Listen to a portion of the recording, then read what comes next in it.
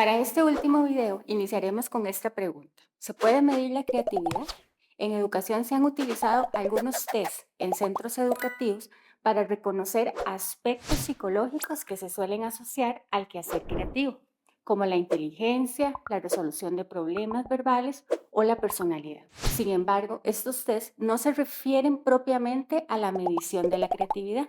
Algunos de estos test son las escalas Wechsler, empleadas para el diagnóstico de las habilidades mentales en adultos y niños, que está compuesta por varios tests relacionados con factores como la comprensión verbal y la organización perceptiva, agrupadas en escalas verbales y de ejecución.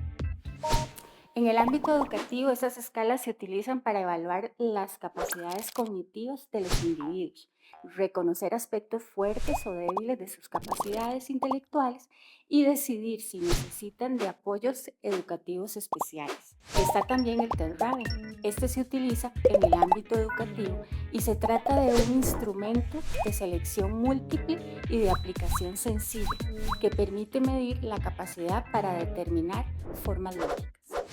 Por otro lado, tenemos el inventario multifacético de la personalidad Minnesota. Se conoce como el MMPI y se emplea para medir elementos de la personalidad del individuo.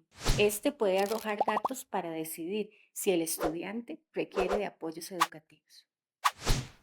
Ahora bien, todas las pruebas psicométricas deben de cumplir una serie de requerimientos científicos para que su capacidad de generar mediciones sean válidas. Entre ellas podemos mencionar la confiabilidad. Según este criterio, los resultados aplicados a una misma persona en diversas ocasiones serían los mismos, lo que implica que dicho instrumento ofrece una recolección confiable de datos. La sensibilidad implica que un test es más o menos sensible de acuerdo con los rasgos o criterios que posee para clasificar y diferenciar a un individuo. Según esto, cuanto mejor permita un instrumento clasificar la variedad de individuos que se sometan a él, mayor es su sensibilidad. Y la validez, la cual supone que una prueba mide precisamente el objeto para el que fue construida de acuerdo con las variables adecuadas. En resumen, podemos decir que estos instrumentos permiten en la actualidad del individuo medir su rendimiento o características personales para clasificarlo o ubicarlo respecto de una tipificación.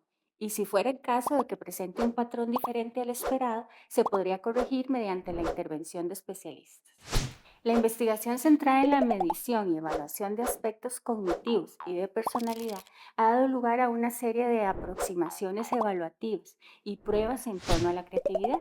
Algunos de estos instrumentos para medir la creatividad pueden ser, primero, el análisis objetivo de productos creativos a partir de algún instrumento, ya sea una lista de cotejo o escala con la cual un investigador estaría en capacidad de determinar el nivel de creatividad presente en el objeto por evaluar. Y en segundo lugar, tenemos los juicios subjetivos sobre personalidades o productos creativos. Esto se trata de una metodología en la que se estudia a fondo la biografía de mujeres y hombres considerados como excepcionales en determinados ámbitos para definir los aspectos que los distinguirían como creativos. Este enfoque tiende a destacar la vida y obra de personajes que gozan de cierto reconocimiento social.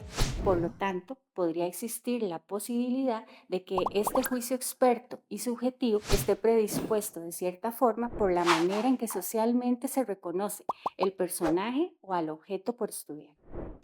Los test de creatividad pueden presentarse de tres formas: como test de personalidad, como inventarios biográficos o como pruebas de tipo conductual. Los test de personalidad suelen referirse a pruebas psicométricas que pretenden asociar aspectos de la personalidad del individuo con la realización de ciertos productos tenidos por creativos. Los inventarios biográficos intentan relacionar productos creativos con datos biográficos del personaje o sujeto de estudio. Y los test de tipo conductual son las herramientas más empleadas que cuentan con mayor aceptación científica. Entre estos se encuentra el test de pensamiento creativo de Torres, que es quizás la prueba más conocida y útil como referente para la construcción de otras. Este test de Torrens se trata de un instrumento enfocado en la eficiencia. elaborado por el psicólogo estadounidense Ellis Paul Torres. Su interés básico consistía en generar una prueba válida para diferenciar entre sujetos que eran considerados inteligentes de aquellos poseedores de una mente creativa, a partir de un concepto de creatividad entendido como el proceso de intuir vacíos o elementos necesarios que faltan. Por otra parte, el sustento cognitivo de la versión más actual del test supone la posibilidad de generar mediciones en torno a 5 dimensiones básicas. La fluidez, en primer lugar, esta es la capacidad de generar mayor cantidad de imágenes a partir de la figura básica. La originalidad, cuya habilidad es elaborar resoluciones poco esperadas o inusuales que expresan formulaciones creativas. La abstracción, que consiste en la capacidad de expresar a partir de un título que se da a un dibujo aspectos complejos de este. La resistencia al cierre prematuro, que es el grado de apertura con el cual el sujeto logra dibujar figuras complejas que sobrepasan la forma simple. Y la elaboración, que es la capacidad para plantear y desarrollar ideas alrededor de una figura básica.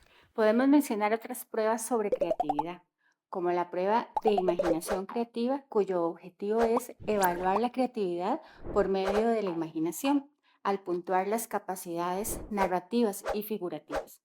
La evaluación multifactorial de la creatividad, que evalúa multidimensionalmente la creatividad a partir de habilidades verbales, visomotoras y aplicadas al sujeto, y la escala de personalidad creadora, que permite evaluar conductas y rasgos de personalidad creativa.